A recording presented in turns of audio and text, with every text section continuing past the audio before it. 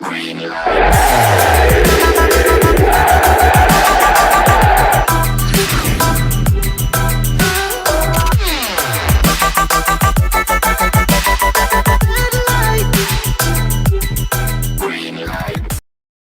is Daniel Smith from Jets Guru.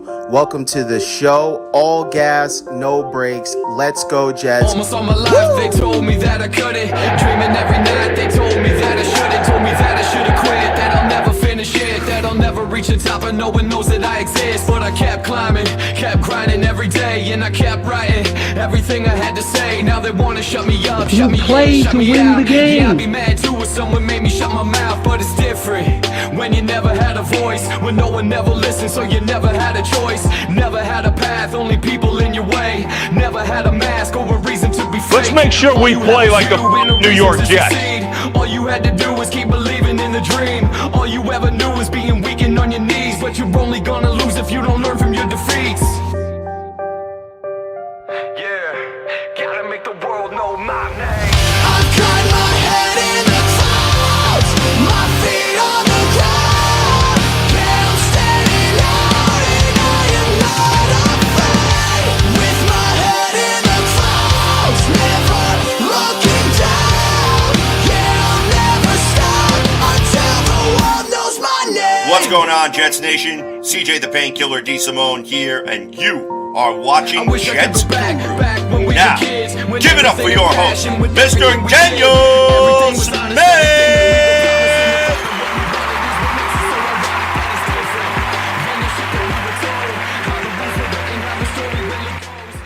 What is going on, New York Jets Nation? We are in the off season. This is the off season for us. You know, it's over. It's over for many teams now. And it's unfortunate, and we know that story way too often.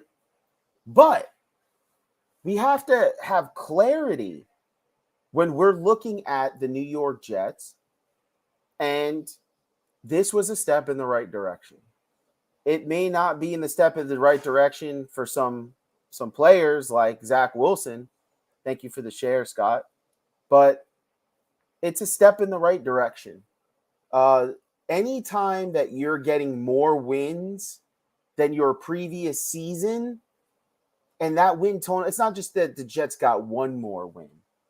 You know, they've been stacking a couple of wins on top of their previous season's performance. You now see the crop of young talent that's starting to pop out for the New York Jets that I think is undeniable. I think that Robert Saleh has done a great job at translating his defense that he brought from the 49ers with him here with the New York Jets, with that rotation he has on the defensive line, and now having Sauce Gardner and Reed together. The combo is deadly when it comes to keeping points off the board. The Jets have done an excellent job at keeping people out of the end zone. Unfortunately, it was just too much with the offense. The offense gave them nothing to work with. It made every play look like it was some kind of like every bad play that the Jets made, it was like the end of the world. And it was like, man, you can't ride your defense that bad. You know, you can have a great defense like Rex Ryan's defense here, especially that first year. But the Jets were at least able to run the ball. They were imposing with their offensive line. They may not have had the same receiver talent that I think they have here, but it was good. And it's a different team. The Jets were really beat up with the offensive line, beat up mentally at the quarterback position and physically at the quarterback position, and it crippled their team. They lost their star running back, and this all hurt the defense. And they still hung in there. You know, I saw a stat about the Jets defense. It was like the Jets, I forgot, it was some outlandish thing about how many passing yards a game the Jets let up. I don't know if they gave up a 300-yard pass or something. I don't know the stat, but it was ridiculous. And I'm sitting here going, how? How is it possible with the lack of offense that secondary even looked as good as it did? You know how much pressure and how good you really have to be. Imagine if the Jets actually get an offense next year. The defense is going to be like this. Like, wow, what a difference. Have you ever been in a workplace and it's gone from good to bad or bad to good, and you just feel it, right? You just feel it. You're just like, oh, man, this is going to be different. Or you're like, whew, work is way better since they fired Jason. Way better.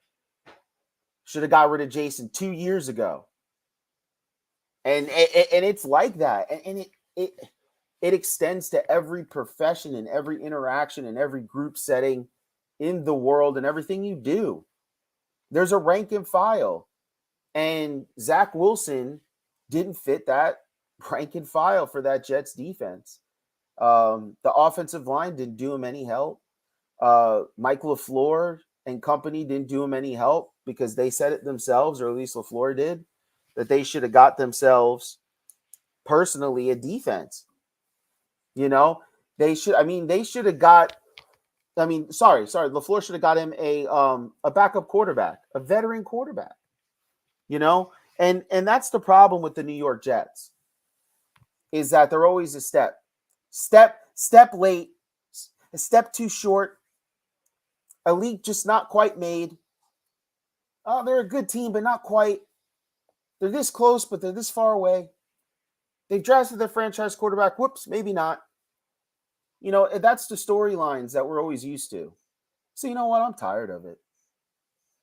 I'm tired of it, and so should you. As a Jet fan, you have season ticket prices escalating once again.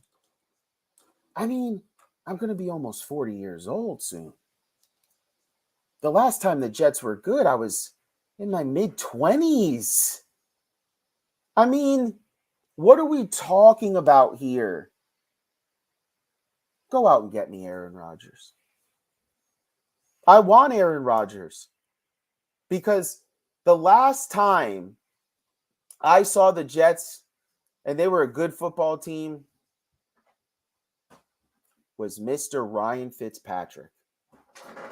And he went out there, and what did he do? He blew it. Fitzpatrick was just that far behind being one of those top 10-ish type of quarterbacks. He had the leadership. He had the smarts and intelligence. He could read defenses. He had the arm. But he would just push a little past what his talent was given to him, and he would make key mistakes, and he couldn't get it done. And that's why he was always a career backup. And that's why he would always start for a little bit, and then someone say, oh, he's good, but he's not it. We're always this far behind. So I don't want a Ryan Fitzpatrick who can't close it out. Listen, I'm not sure if we're going to win a Super Bowl with Aaron Rodgers. I can't tell you that. No one can. But what I can tell you is with pretty much certainty, I believe the Jets will make the playoffs. That's for sure. 100%, I think the Jets make the playoffs. And I need that. And so do you, more than you think. Because we can talk Super Bowl all day, and obviously the goal of the franchise is to chase the Super Bowl. But we're not part of the franchise, guys. We're the fans.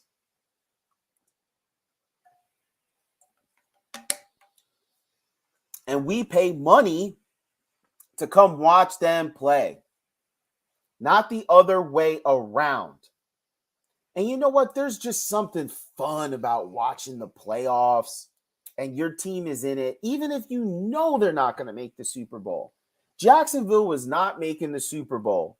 They would have needed some kind of run that would just been something for the ages. Trevor Lawrence would have had something to talk about on his resume if he ran through all those teams with those quarterbacks to get to the Super Bowl in the AFC. So, But wasn't it fun for the Jaguar fans watching the playoffs? Sure was. Sure was. And guess who's excited to watch the Jaguars next year? Jaguar fans. But oftentimes, we're left questioning everything at the end of the season. It always starts so good. Or we are the miracle kids and somehow go on these little runs and spurts, but at the end always fail because we're always going. We need to go the full way here. Aaron Rodgers is more than capable of leading the New York Jets to the playoffs and more. Now, the Super Bowl, for me, I don't know. I watched Peyton Manning with a dead arm get to the Super Bowl and win. I've seen quarterbacks not as talented as Aaron Rodgers get to the Super Bowl and maybe not win, but get to the Super Bowl. And sometimes win, even though that was many years ago in a different game.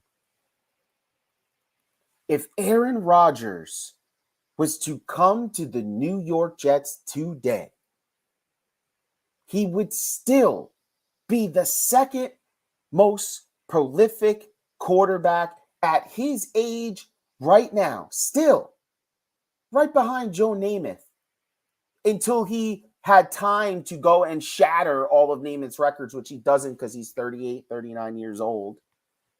But he would be the most talented New York Jets quarterback. And behind Joe Namath, because Joe Namath actually won a Super Bowl in a Jets uniform. So he's number one.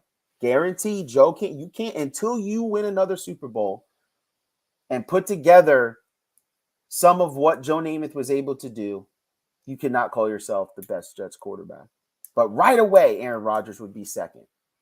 And his season last year, okay, his 64% completion percentage, 3,600 yards, 26 touchdowns, and 12 interceptions would still be better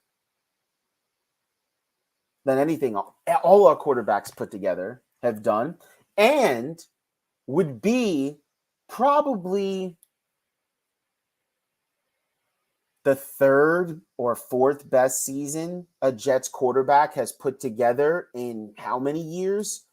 You could say Fitzpatrick's season for sure, regardless of the playoffs. That was a really good season for him statistically and what he was able to put together. That's one of them.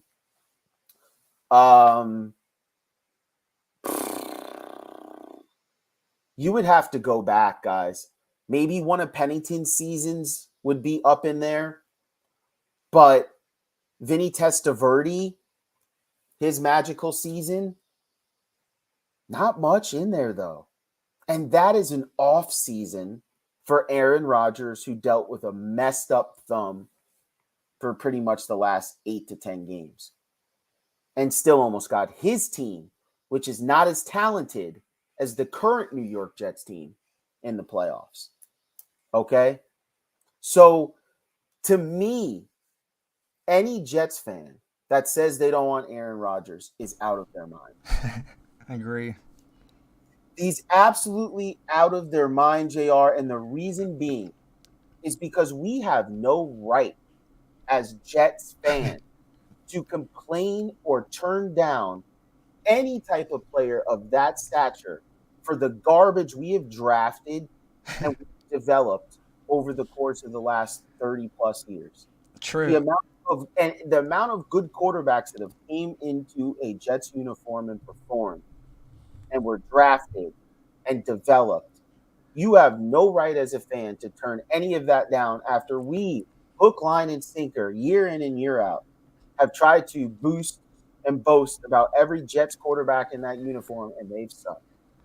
So if Aaron Rodgers wants to come to the New York Jets and throw a bunch of footballs to Garrett Wilson, I say let it happen. Oh, yes.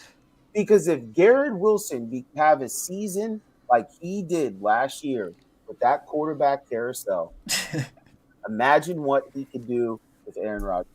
And imagine with the offensive line built back up next year with a healthy Breece Hall, hopefully all year. I feel like we could definitely make a deep playoff run with Aaron Rodgers behind there. Absolutely. I 100%. really do think that. And here's this, okay? So when you look at the Jets, there's an important factor here for everyone involved. Imagine thinking that the Jets are exactly how they are right now, and you look at that offensive line. Remember to tell yourself, you have 3 players on that offensive line that are coming back. Can you count on Becton to stay healthy? Not Probably not. necessarily, but maybe he does. Maybe Yeah. this is the year he actually stays healthy, or at least we see him. I mean, how many season-ending seasons are you going to have? Yeah, at least So- see him. So we might see him. We got AVT coming back. We got Max Mitchell back. I truly believe that Max Mitchell was a good pickup. He had some blood clot issues, so it was not like he tore anything or anything like that. He'll be back. So you can have Max Mitchell realistically start on the right-hand side. You can have Becton start on the left. You can have AVT come back. You can maybe restructure Tomlinson's deal, or depending on his cap hit, you might be able to get rid of him. And McGovern, I believe, is a free agent who I wouldn't want back on the Jets anyways. So you have he big that you could bring back, her big. You can go and get a guy in free agency once we go through the offensive line, which will be probably next week. We'll discuss some of the free agents that are available at that position that the Jets could target. And then I think you take those later round picks and you go ahead and you start drafting offensive linemen and you start bringing guys in. And with Aaron Rodgers, you buy yourself a little bit of time where you don't have to have a top 10 offensive line because he's played behind lines that haven't been always great. He still has good movement in the pocket and he gets rid of the ball quickly. We have a lot of options as targets where Aaron Rodgers doesn't have to sit in the pocket and wait for something to develop because guys like Elijah Moore and Garrett Wilson could get open.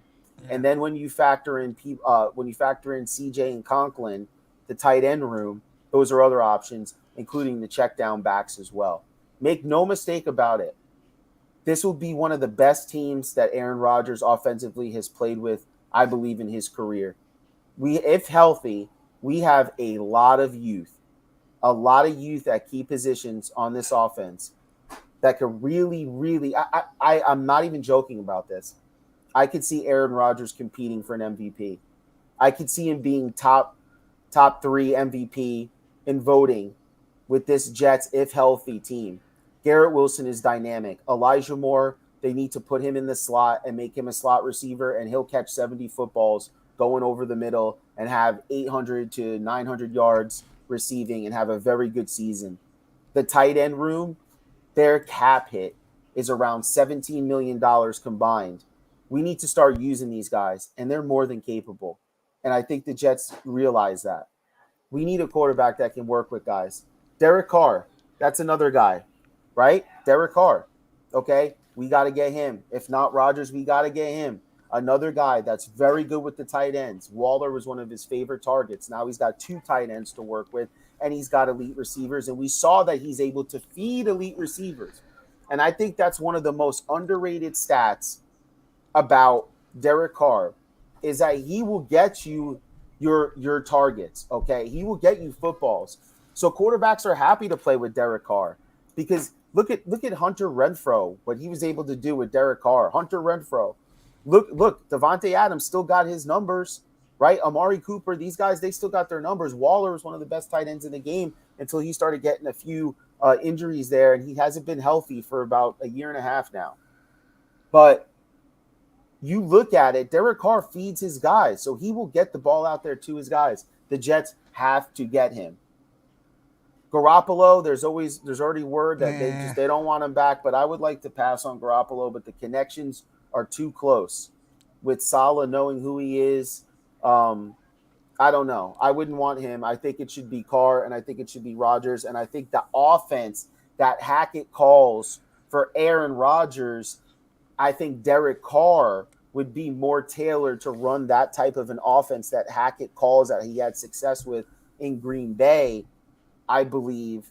And even with the Jaguars, okay, I believe would suit Derek Carr better than it would Garoppolo, who can't really extend down the field and give you that pop that's potentially needed to win football games. Derek Carr does have that pop in his arm where he can do that. So who would be your number one option to take if you had to choose between them two? Number one option is Aaron Rodgers. Absolutely, the experience and his ability to be able to read defenses and get rid of the ball is super important.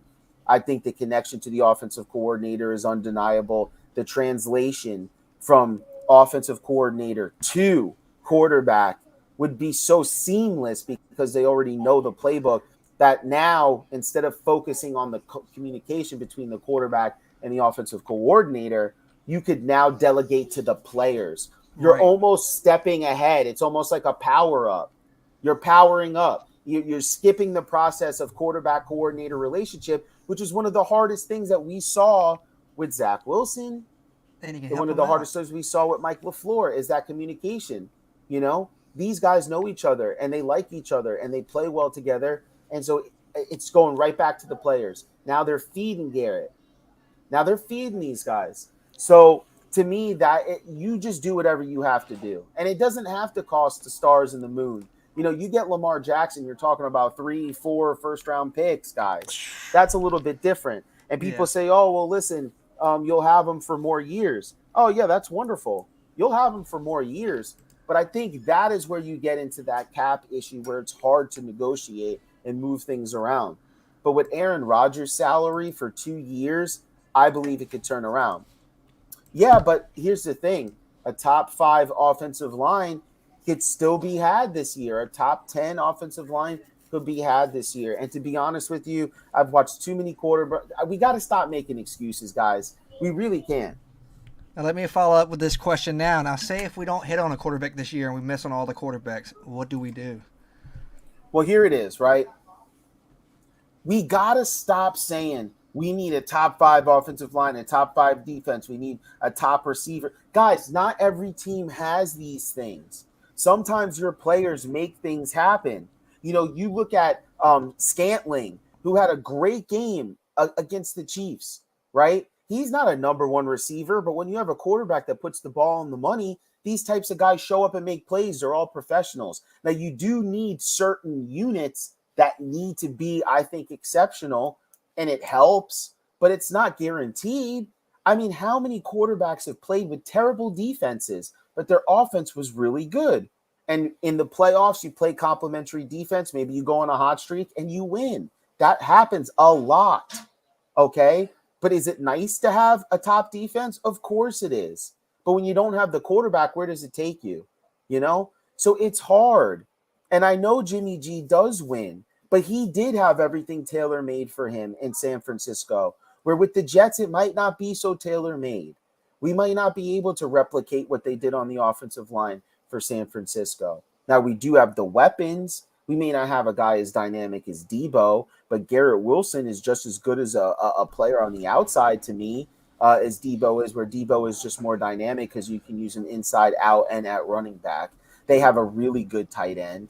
They have the offensive line. They have a mix of running backs. Like, don't you see the Jets are kind of building that? But I think the reason why Shanahan is moving on from Garoppolo is because there's a max ceiling on that. And I think with Derek Carr, he may have a max ceiling, but his play is good enough that if you have a good defense, which Derek Carr has never played with, because Derek Carr has played with one of the worst, actually the worst defense of the decade. And you look at, there was years where his defense gave up 29 points a game, 26, 27, 24, 23. So right off the rip, as a offensive quarterback, you know, I have to come out and score 3 touchdowns or more every single game, almost 4 touchdowns just to compete in a football game. I think that's ridiculous. I think Derek Carr, with playing behind a better defense and with a good running game and solid weapons, I think he can elevate his class where he could be right at the bottom of that top 10 type of a quarterback, right around there, top 10, 11, right in that range, right? And I think he's capable of that. So I think the Jets need to have that. But what if they don't? What if the Jets miss on quarterback? Well, we got to play the other side, right? I think most of us believe between what Woody said, the fact that if the Jets don't perform, someone's getting fired, okay? So there's pressure on GM, coach, okay, and owner pressing down on them and willing to go beyond to get what's needed.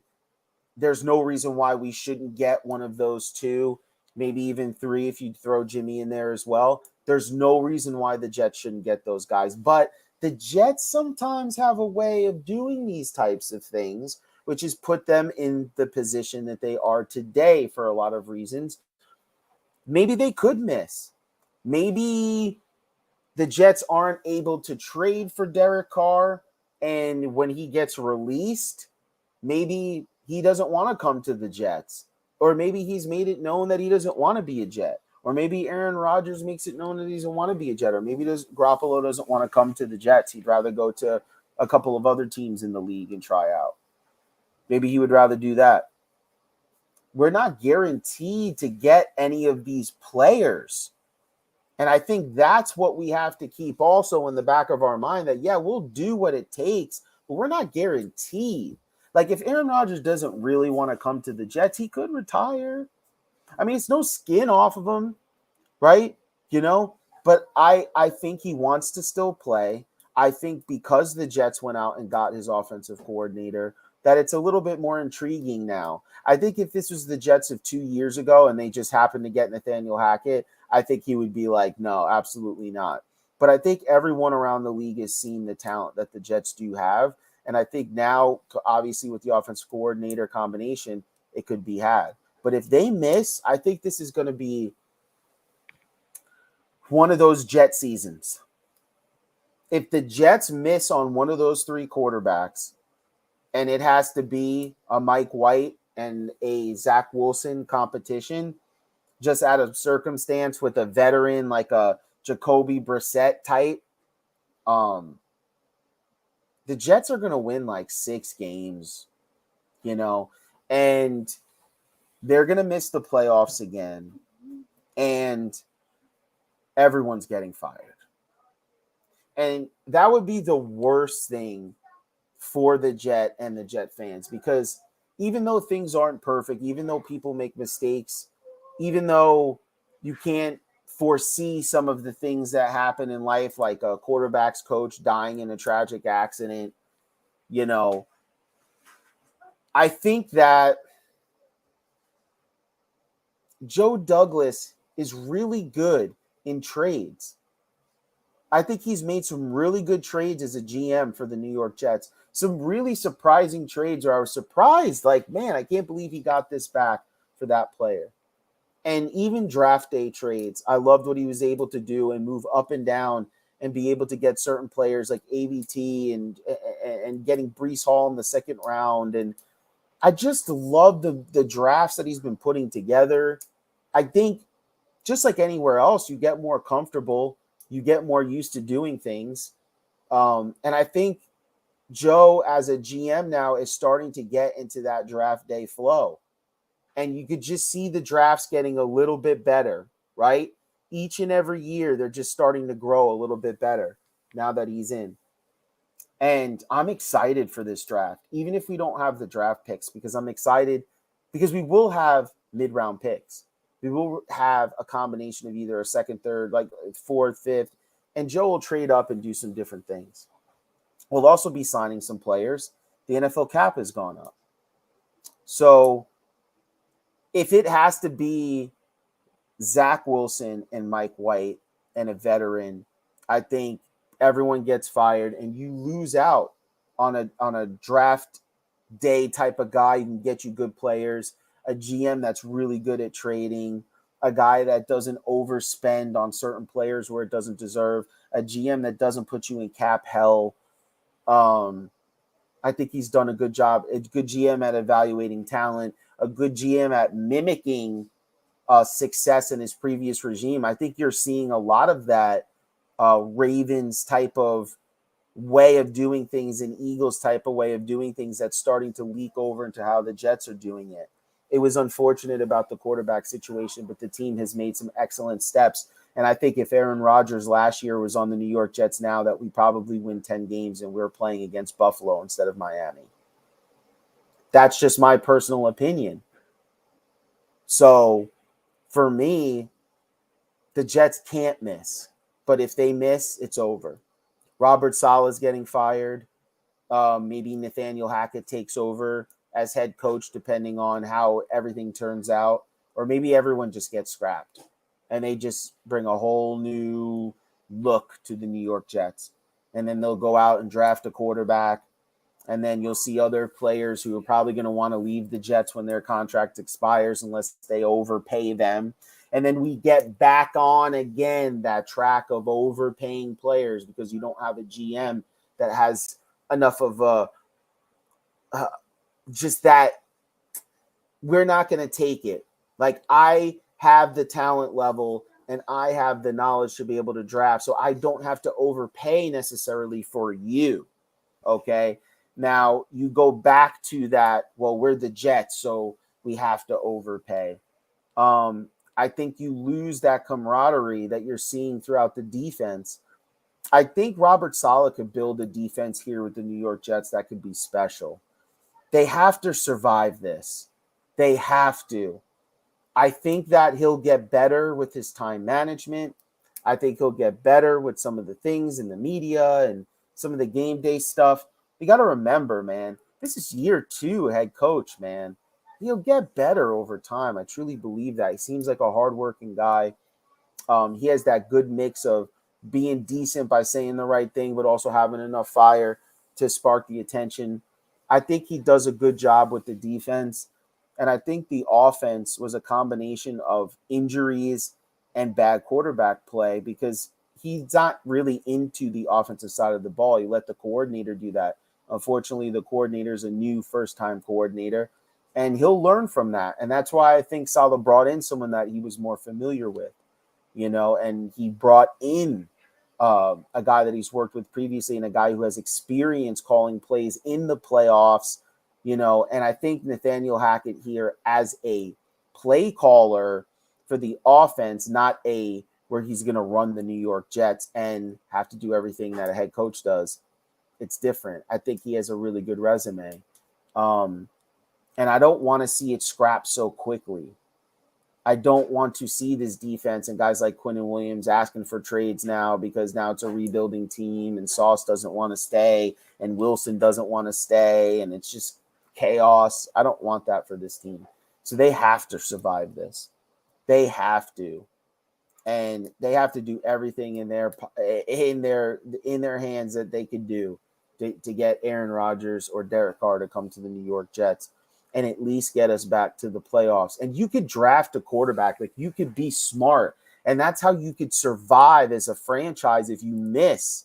If you miss on bringing one of these veteran quarterbacks, that's rough. You're not going to be able to do it. But if you can hit on one of these veteran quarterbacks and you get Aaron Rodgers, well, then what you can do is if Aaron's going to stay for 2 years and that's part of the trade, well, then you could draft a quarterback that second year. Going into the summer after the first year, you draft a quarterback. So this year, Aaron Rodgers plays, right? No rookie quarterback, just Wilson and whatever else you might scrap together and put on the team. Then you draft a quarterback after that season, let him sit 1 year behind Aaron Rodgers, and then his second year you play him.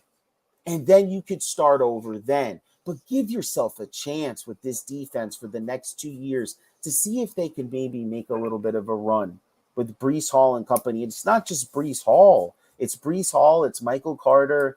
It's Zonovan Knight. These guys combined, I think, is a very good backfield with very good receivers and tight ends. Give yourself a chance for the next 2 years and be one of those franchises. They're not always a Super Bowl contender, these solid franchises. It's like you're a contender. They got some players leaving. You can't re-sign everybody, but then you're picking up draft picks, and then you're bringing young talent. You got depth, and you just kind of come up. It might take a year or so, but maybe you're still in the playoffs. You're just not maybe a Super Bowl contender, right? So you give yourself time. You get your draft picks back at the end of the 2 years that Rodgers is gone. And then you start moving on. You move on from there. You give yourself a new rotation with your same guys, right? hey, we had a nice little run. Maybe get yourself a Super Bowl or maybe an AFC championship game or 2 playoff appearances where you play well, right? Now it's like, okay, now we have to retool. It's not let's scramble and get the next Hall of Famer that's on his last legs. At that point, you'll already have a rookie quarterback that you had drafted. He has sat a year and learned, and now he's ready to take over as Aaron Rodgers retires. Or maybe Aaron, he's having so much fun as a Jet, you sign him for one more year because maybe the Jets miss out or they win the Super Bowl and they want to go back to back. He goes one more year. You never know. But if you miss this year on a veteran quarterback that's good enough to get the Jets in the playoffs, then the plan folds. Everyone gets scrapped, and we start from ground zero again. And then who's going to want to come here? What type of coach and system and everything that you're going to get here? You're not going to get Sean Payton, not that type of guy who's going to Denver. You're not going to get that. Denver's different. Denver is different. They know how to do certain things that we just, as an overall franchise, have not been able to do.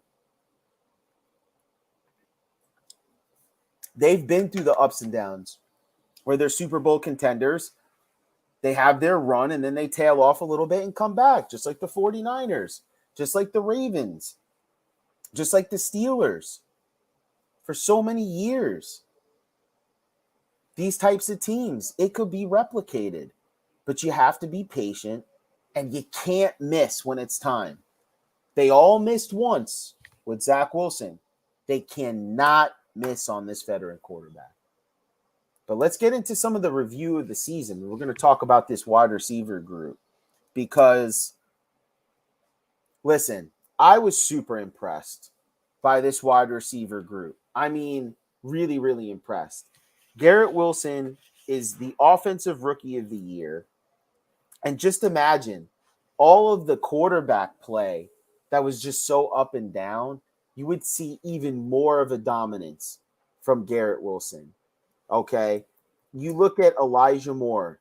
He wasn't even used last season properly. I don't think LaFleur liked him. I understand why. But at the same time, he was a weapon, and I felt like he was really underutilized. He only had 65 targets. Corey Davis had more. Conklin had more. Garrett Wilson had more than him. I think that Elijah Moore needs to be more in the 80 target, 58 reception range, more of what Conklin was doing. Because honestly, I think if Elijah Moore is not up to moving to the slot permanently, that he should be traded. We can't have him yapping off again like last season if things not working out. I do not think that Elijah Moore is a go down the field, throw it over the top of the defense type of receiver. I think you put him in the slot and you can work magic with him, with his ability. And that's okay, right? No, but you can see there's a clear difference of who is a number one and a number two receiver. And I think the Jets need to be smart in how they do this. And, but I was happy with the group. And you know what? I was really happy with Corey Davis too. I'm not going to lie. The money for me would be too much to keep him around, but he had 64 targets, 32 receptions, 536 yards, 2 touchdowns. But there was a lot of times when we were making those comebacks towards the end of the game, early in the season, where you saw Corey Davis showing up. Like, it wasn't just Joe Flacco, but Wilson was throwing to him too. And and even Mike White was throwing to him too when healthy. I thought he played really well. Just not for he can't stay around for the money, obviously, but he just couldn't stay healthy, man. But I thought his play was the best play we saw of Corey Davis in his contract so far was this year. Absolutely. I think he did an absolute really good job when he was on the field, and we wouldn't have won even some of those games if it wasn't for Corey Davis. I think he did a solid job. Conklin did a solid job too. Again, I think it's really poor that CJ Uzama, he only got 27 targets. I mean, 21 receptions at a 27 target shows that the guy's available. You saw what he was able to do with the Bengals. He was a lot more effective. I think that LaFleur didn't do a good job at designing plays for his tight ends. But for receiver, for me, those guys right there, I would say combined as a team. Now, I think Berrios took a step back, 100% for sure. I was very frustrated with watching Berrios. I'm not going to lie, that drop against the Vikings in the end zone, for me, it crushed me. But there were other plays too as well in the return game, like boneheaded plays where like he shouldn't took the ball out, or he just let it bounce a certain way. That was kind of scary and, too close to him. And I just don't like the mistakes, I really, really don't. I think he took a step back.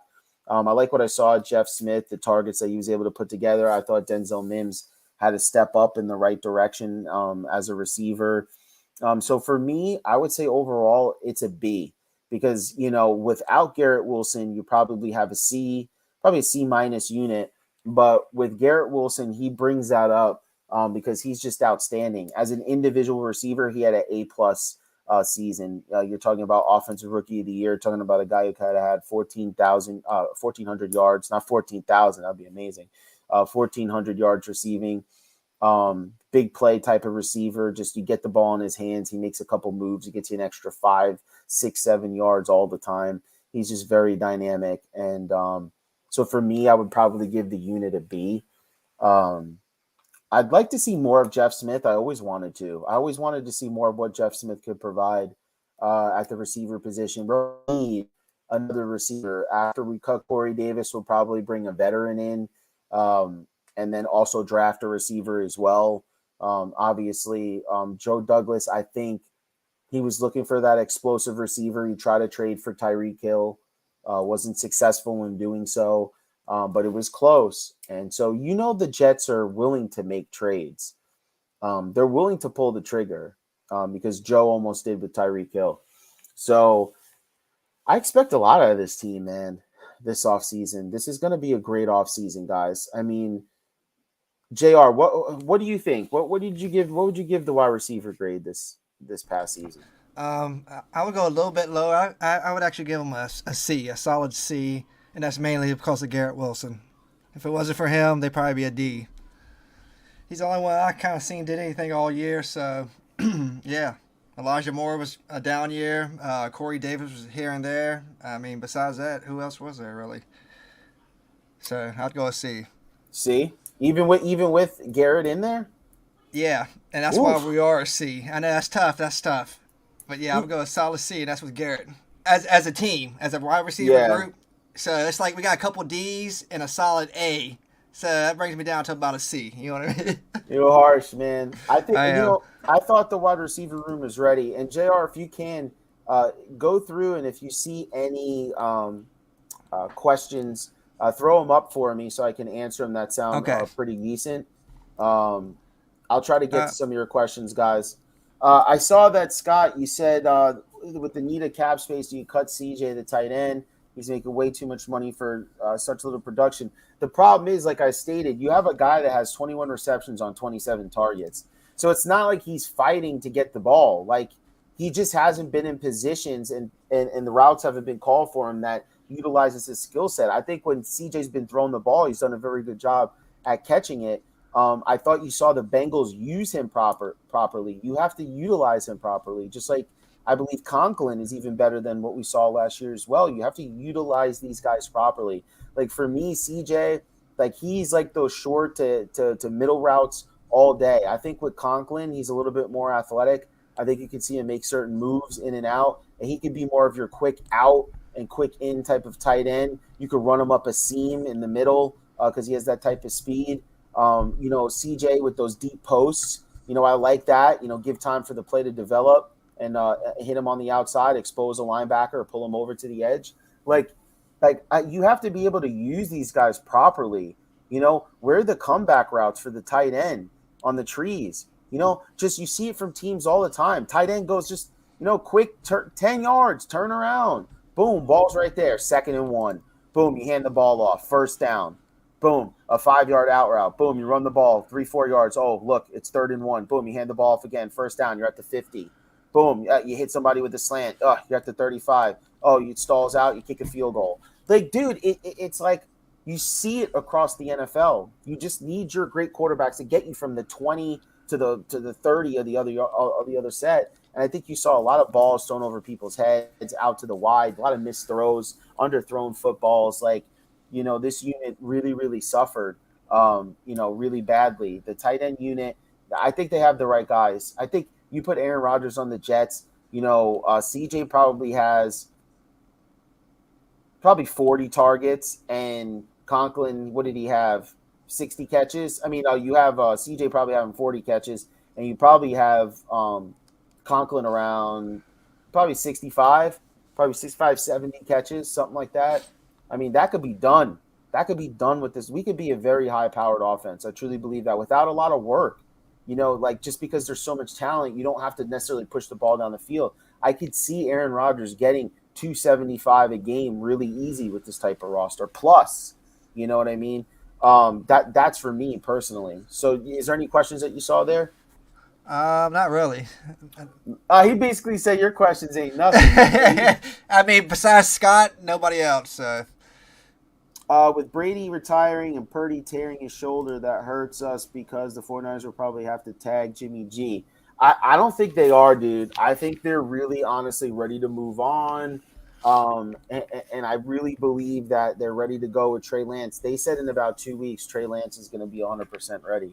So I think they roll with him. Purdy misses probably half the season, right?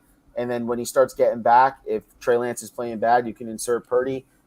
And if not, Purdy's the backup until he can prove that he can overtake Trey, and they roll. I mean, they invested a lot in Trey Lance. They can't go tagging and paying guys ridiculous money, and then you have Purdy coming back later in the season, and then you have Trey Lance. You paid all this. You can't do that. It's their time to test their mettle and who they drafted. And I think that's how that's pretty much going to go out there. Ricky said, do you think we are extending Quinnen either via franchise tag or backing in the truck frames? Seen some pretty interesting things float around about trading Quinnen. Nah, I don't think so.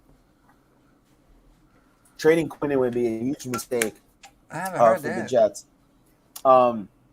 Yeah, well, you get rid of a player who is a really good player. You can get good draft compensation for him, and you could, you get rid of a Quinnen, and you already have a good defensive line rotation.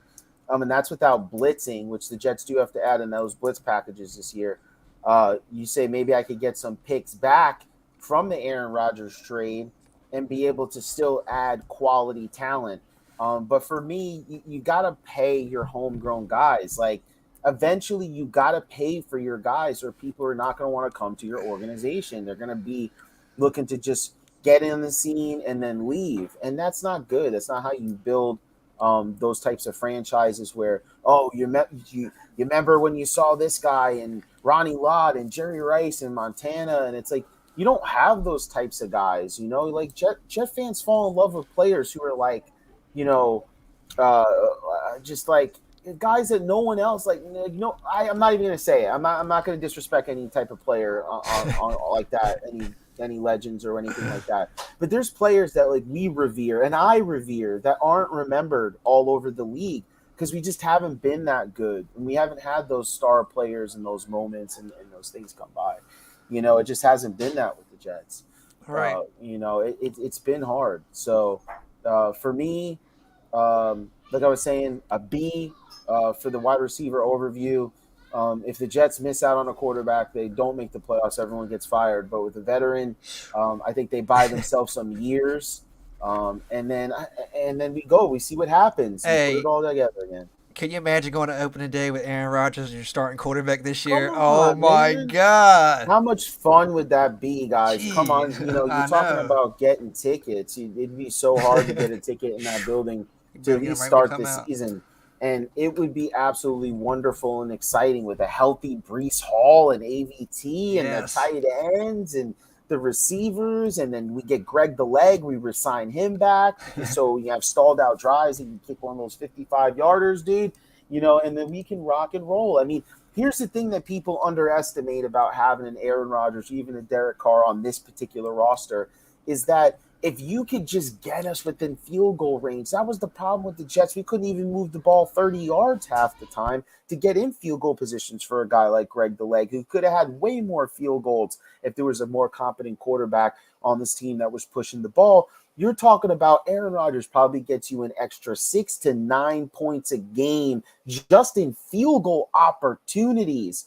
And then you start to put pressure on the other team because Aaron Rodgers is going to throw you a couple touchdowns, at least probably 2 touchdowns in a good solid game. Or maybe if Breece Hall's going off 1 touchdown, 2 touchdowns, whatever, maybe more, 3 touchdown performances. You already have that. Now, if you can get in line where Greg the Leg can come in and get 2 or 3 opportunities a game, then you're talking about a very high-powered offense. You get a quarterback that can come in and throw you 2 touchdowns a game every game, limit the turnovers, and you got a field goal kicker where you can get 6 to 9 points, you're putting yourself in a good position. If you score 3 touchdowns a game where, like, Breece Hall is having a good season and the running backs and, Rodgers is throwing 2 touchdowns a game, then the field goals open it up even more. You're really putting a heck of a lot of pressure on your guys. So, listen, man, it was good to talk to you guys for an hour. Super excited. As always, I know that the view count is going to be down over the course of the season. The baby's crying, so I got to go help out. You know what that means. Jets Guru, out. Weaken on your knees, but you're only gonna lose if you don't learn from your defeats. Yeah, gotta make the world know my name.